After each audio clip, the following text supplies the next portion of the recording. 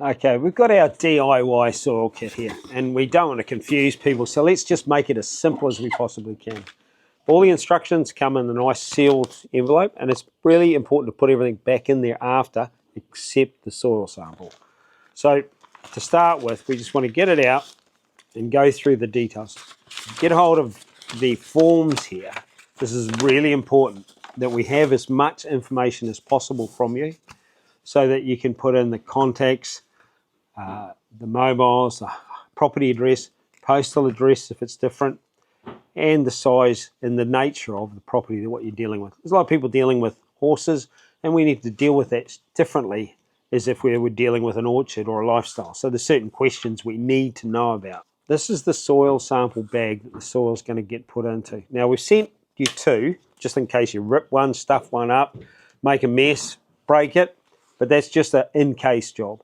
So but when we fill this out, we need to make sure that the client name is the same as the client name on the very top. Please get that right. Really important for our files.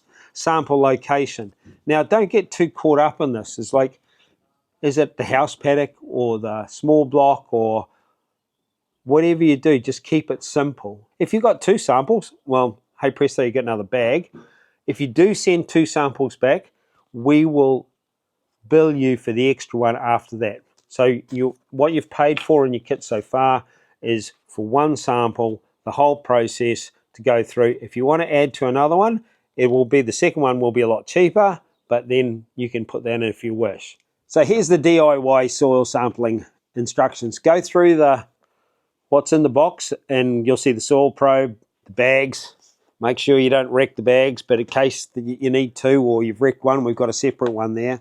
Rubber bands, important for sending the sample back. Plastic bag. Now this is really important too, because when we send all of the information back, you want to put that inside the bag, because quite often the soil samples are damp and it buggers up the labelling and everything else. So then what we've got to look at is we're going to head out in the field and we want to have a nice clean bucket, which put the soil in while we're doing this, and you've got the soil probe. What we've got to look at when we go out in the sampling areas.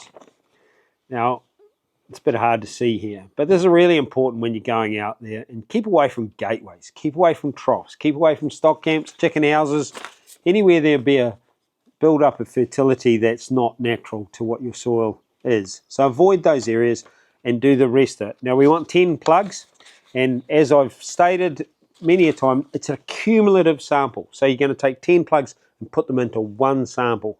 We're going to mix them all together and then pack them up and send them back. So when you get the probe, pretty simple really, get it in the ground and push it down hard,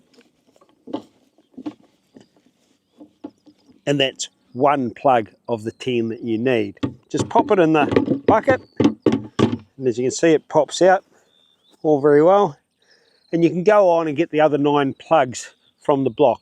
And this is the soil sample. Now give it a good shake up. Those probes, the clots, so they fit in the bag a bit better. Break them up a bit. Sometimes you get the clay soils, are really hard to do that, but just paste to actually break them up.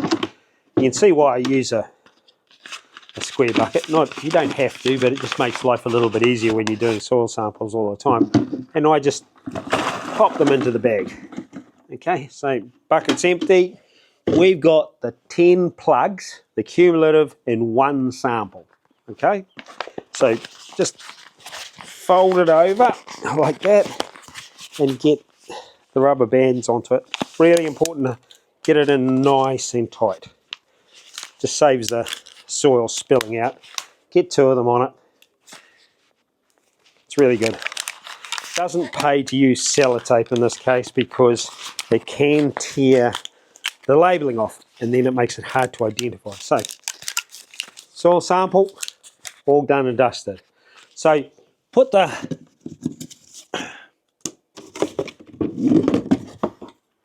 there's the box, put the probe back in, put the soil sample in.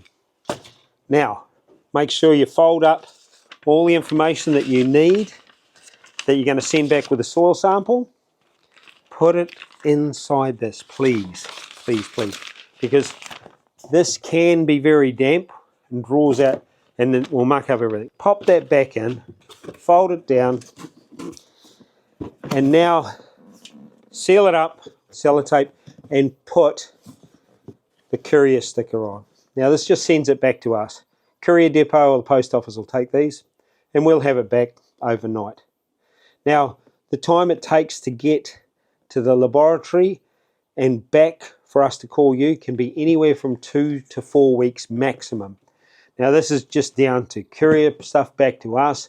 We send it out around every week, and then sometimes there's delays at the laboratory or the freight.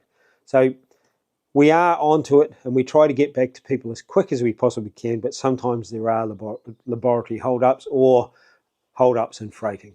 Keen to dive deeper? Check out our audiobook and EcoFarmers Discovery on Spotify, or grab our free ebook, The 6 Things You Need to Improve Soil and Farm Profit. Links in the description.